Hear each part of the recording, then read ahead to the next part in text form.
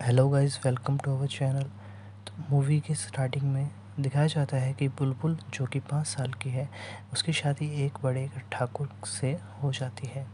सत्य और बुलबुल same as होने की वजह से उनके बीच में काफ़ी अच्छी दोस्ती हो जाती है और वो सारा दिन एक दूसरे के साथ खेलते रहते हैं। इसी बीच वो चुड़ैलों की कहानियाँ बहुत सुनते थे। सीन चेंज होकर 20 साल का बाद दिखाया जाता है, जहाँ सत्या 20 साल बाद घर लौटता है। सत्या को पता चलता है कि ठाकुर के बड़े भाई को किसी ने कत्ल कर दिया है, जिसका नाम महेंद्र था। लोगों का कहना होता है कि इस कत्ल के पीछे चुड़ैल का हाथ है, पर सत्या नहीं मानता और बड़े ठाकुर खुद गांव छोड़कर जा चुके होते हैं। फिर सत्या कुछ लोगों को अपने साथ ले आता है जंगल में अपने भाई के कातिल को ढूंढने के लिए।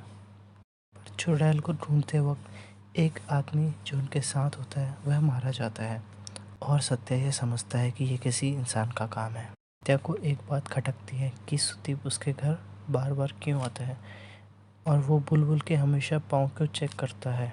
ये भी हम आगे जानेंगे। ये बात बिल्कुल सत्या को अच्छी नहीं लगती कि सुदीप उसके घर आता है। बुलबुल बताती है जो आदमी जंगल में मारा गया वह अच्छा आदमी नहीं था, काफ़ी जालिम था, अपनी बीवी को मारा करता था। सत्या कहता है बुलबुल से कि तुम बड़े ठाकुर से माफ़ी मांग लो, शायद तुमने ही कोई गलती करी होगी। ये वजह से ठाकुर घर छोड़कर चले गए और कहता है कि मुझे सुदीप का रोज़ रोज़ घर आना अच्छा नहीं लगता है और कहता है कि जो भी ताल्लुकात सुदीप से हैं वह तोड़ दें। बुलबुल को गुस्सा आ जाता है और वो कहती है तुम भी औरों की तरह हो।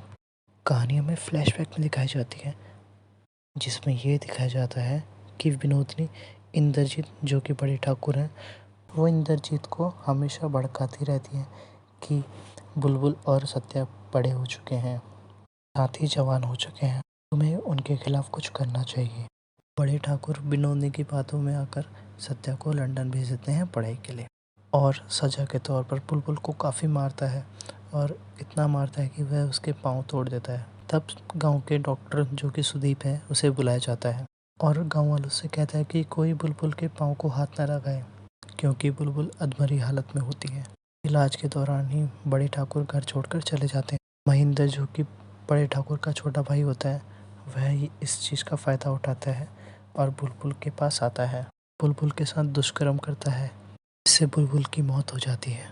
खौफ के मारे महेंद्र वहाँ से भाग जाता है और साथ में दिखाया जाता है कि देवी माँ बुलबुल को जिंदा कर देती है। बुलबुल ठीक तो हो जाती है, बट उसके पाँव हमेशा के लिए उल्टे हो जाते हैं। ठीक होने के बाद बुलबुल सब लड़कियों को बचाती है जिसके साथ ऐसा दुष्कर्म होता है। बुलबुल उन लोगों को भी मारती है जो अपनी बीवियों पर अत्याचार करते हैं। अब कहानी प्रेजेंट में आती है। अब सत्या को दिखाते हैं जिसको सुदीप पर शक होता है, इसलिए वो सुदीप को कलकत्ता ले जा रहा होता है। रास्ते में ही उनकी पालकी पर अटैक हो जाता है, जिससे ड्राइवर मर जाता है। ड्राइवर की मरने पर सत्या को यकीन हो जाता है कि चुड़ैल असली में होती है।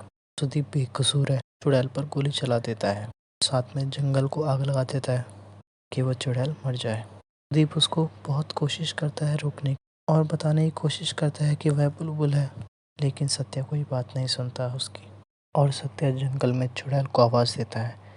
जब वह उसको आवाज़ देता है तब वह उसे दिखती है। जब उसे पता लगता है कि चुड़ैल और कोई नहीं बुलबुल ही है, जब असलियत सामने आती है तब सत्या खुद पर ही गुस्सा करता है और वो हवेली छोड़कर चला जाता है। जाते जाते वो एक चिट्ठी अपने बड़े ठाकुर को लिख के चले जाता है। उसे ये सोचकर बड़ा अफसोस है कि वह उसका भाई है, काश वह उसका भाई नहीं होता, ना ही कभी वह बड़े ठाकुर की तरह बनना चाहता है, इसलिए वो ये हवेली छोड़कर चला जाता है। मूवी के एंड में दिखाया जाता है कि बड़े ठाकुर हवेली वापस आ चुके हैं। जब वह रात को सोया होता है तब बुलबुल आती है और उसे मार देती है। इस मूवी में एक संदेश दिया गया है जिसमें दिखाया जाता है कि औरतों के अत्याचार के खिलाफ आवाज़ उठाई जाती है। Thanks for watching.